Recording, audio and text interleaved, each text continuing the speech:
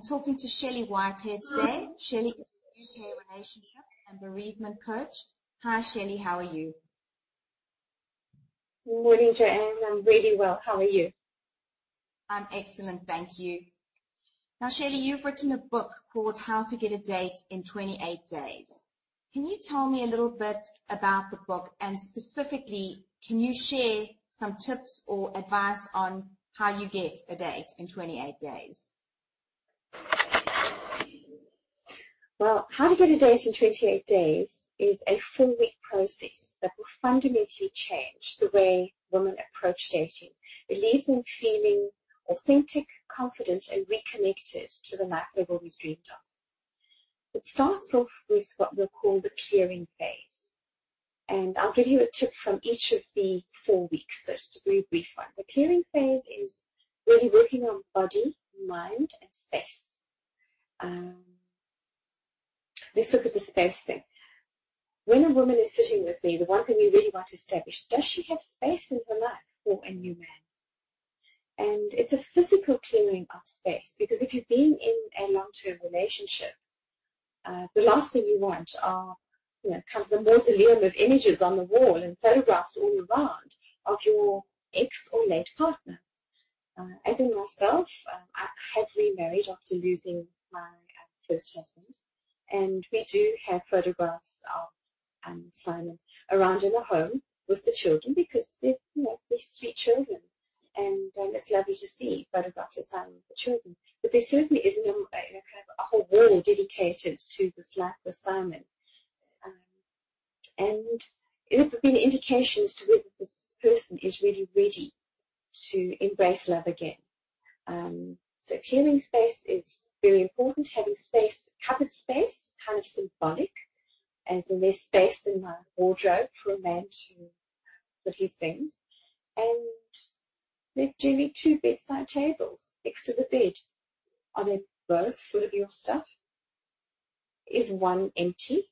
Have you made space in the one, the partner side of the bed? So it's again a symbolic gesture, but that's part of the space. There's so much more involved in the body and the mind, but we could perhaps leave that for another interview in the future. And we'll just focus on the caring part. Shall I go on to the next part of my process? Okay, that's called exorcising. This is the exorcising process of beliefs and behavior that would very often chase men away. And a lot of the stuff is rooted in the past, and there are patterns that play out in relationships. And it has to do with a sense of self-worth and a confidence that is very often lacking in the ending of a relationship and before embracing another one. I help women to address that, because there are 4 elements that make a woman very, very attractive to a man. And I will mention that in the next phase, which is called the passion, power, purpose, and play. It's so vital to have a life that you love, to have expanded this life that you love. And in this passion, power, purpose, and play, that's what we do. So the one element I'm going to speak about here is expanding your life. Really stepping into it and starting to do things that you've perhaps never done before but always wanted to. It could be anything from doing Pilates to rock climbing to painting to taking up some creative hobby, going on some cooking course, enhancing a group of friends, adding new friends to your circle. Something I find quite unique to the ending of a relationship or a bereavement process. Somehow, people who thought were friends, people who were really, really there for you in the past, may not be so very much present in your life anymore. It may be that friendships change and people leave your life, or you decide to not pay as much attention to certain friendships because they're not benefiting you as they did before. And this is also part of that process. It happens in the kind of the clearing, where you're clearing out, where you are exercising. I always look at it from the point of view, anything that isn't valuable, beautiful, and useful in your life is something that you should get rid of. But enhancing your life is now taking steps to expand it and include into your life what you're passionate about or something that you really want to do. Which then brings me to the last part, practical magic, which is the guide for attraction and dating. And what makes a woman so very, very attractive to a man comprises of about 4 things. So we'll start off here with, she loves her life. She's very confident. She's authentic. She's not pretending to be someone else. And the very important part here is she's vulnerable.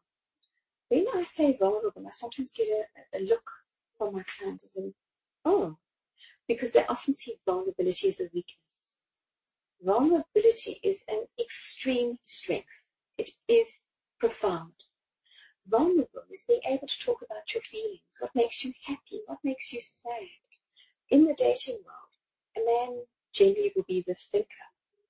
The woman is the feeling part. And it's taking those feelings and being able to relate to a man, getting to relate to your world.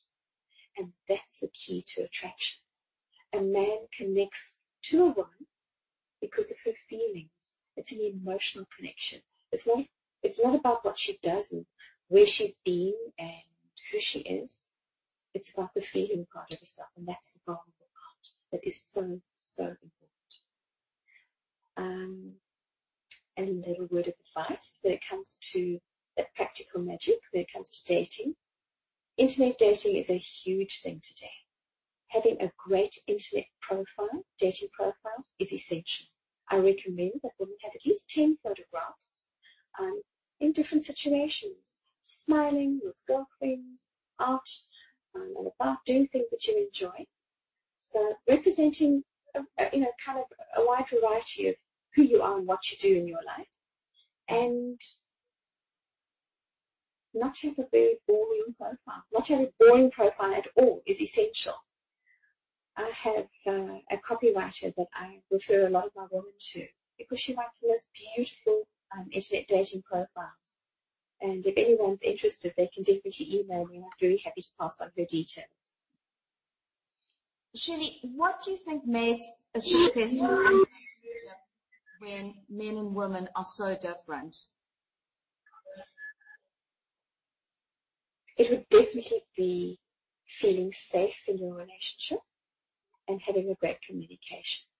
Because having that great communication leads to profound and great intimacy, but it really comes from a foundation of being safe and being really curious about who your partner is and what they experience in their own world. Keeping the harsh judgment and criticism out of the relationship. So that's really my belief in what creates a good relationship.